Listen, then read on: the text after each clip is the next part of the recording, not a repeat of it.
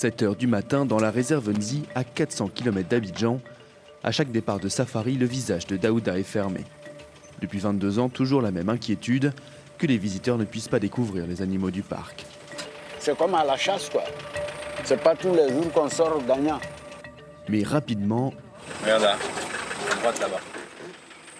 Coq de buffon, c'est un mâle. Les femelles n'ont pas de corps.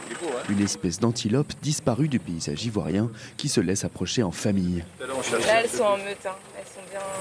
Il y en a là, il y en a devant encore. On peut rencontrer le coq de Fassa, le buffle, même par ici, souvent les singes, le pata surtout. Franco-ivoirienne installée à Abidjan, Inès voit ces animaux pour la première fois en Côte d'Ivoire. Je ne savais même pas qu'on avait ce genre de réserve, de trésor naturel qu'on n'exploite pas du tout. Quand on parle de Côte d'Ivoire, les gens pensent directement aux choses les plus populaires, le cacao, la noix de cajou. Et en fait, non, on a aussi des choses comme ça, waouh, qui sont juste époustouflantes. Si l'existence d'un safari a de quoi surprendre en Côte d'Ivoire, c'est en raison de la déforestation massive qui a touché le pays. 90% des forêts ivoiriennes ont disparu ces 60 dernières années et avec elles l'essentiel de la faune. À l'origine de ce projet de conservation, un chef d'entreprise franco-ivoirien qui a construit cet hôtel inspiré des complexes touristiques sud-africains. Sa conviction que c'est grâce au tourisme animalier que la conservation animale pourra trouver des financements. L'Afrique du Sud a 2 millions de touristes par an pour le tourisme animalier. On le voit en Tanzanie, un peu partout, tout le monde le fait. Alors pourquoi pas en Afrique de l'Ouest? Lors de la création du parc à la fin des années 90, les animaux avaient déserté la forêt de la rivière Nzi. Après 22 ans de conservation, la faune revient progressivement, mais la diversité animale est loin d'être entièrement rétablie. À l'image d'une espèce menacée d'extinction, hier omniprésente en Côte d'Ivoire. À 13 ans, l'éléphant Ahmed vit ici en semi-liberté dans un espace de 20 hectares. Ahmed, c'est comment ça va? Après une période plus mouvementée. Il a été en cavale pendant plus de 1 an. Il s'est retrouvé dans les villages aux environs et en train de gâter les champs. Et on l'a recapturé pour l'envoyer ici dans sa zone. Pour qu'on puisse le protéger, lui permettre d'avoir de la descendance. La disparition des pachydermes en Côte d'Ivoire alarme la communauté scientifique depuis des décennies. Il y a 40 ans, 3000 éléphants étaient sur le territoire. Ils sont environ 200 aujourd'hui. C'est comment ça va? Daouda a connu l'époque où l'on pouvait en croiser à l'état naturel. La population a beaucoup baissé par rapport aux années 60, 70 et quelques. Maintenant, on les voit rarement. Et surtout, celui-là, c'est un forest, il n'est pas de savane. Le parc permet d'empêcher les conflits entre les hommes et les animaux. Mais l'éloignement des habitations ne suffit pas à les protéger.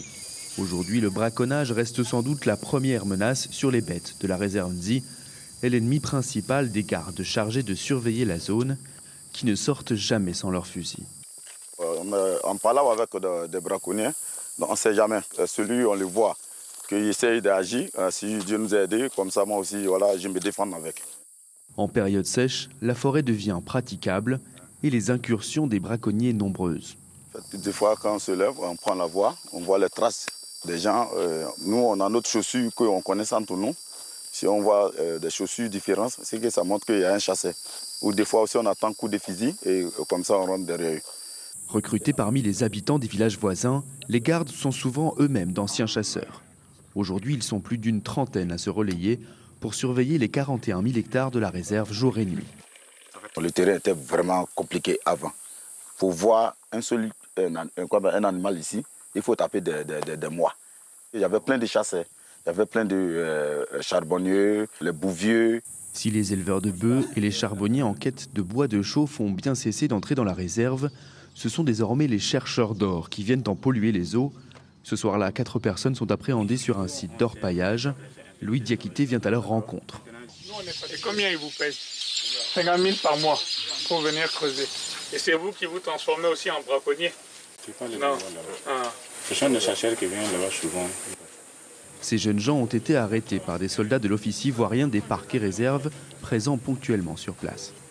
C'est de pire en pire. Là, on a vu ces dernières années vraiment une croissance, je dirais, de l'orpaillage illicite. Okay, ça c'est voilà. Alors on était déjà avec les braconniers, on avait fort à faire, Mais maintenant, avec les orpailleurs, c'est encore pire. Les menaces sur l'environnement sont énormes. 70% de nos dépenses, c'est pour la protection, pour l'environnement. Pour faire face à ces menaces, une barrière électrifiée de 100 km sera construite autour de la réserve. La défense de la faune en Côte d'Ivoire est une bataille loin d'être terminée.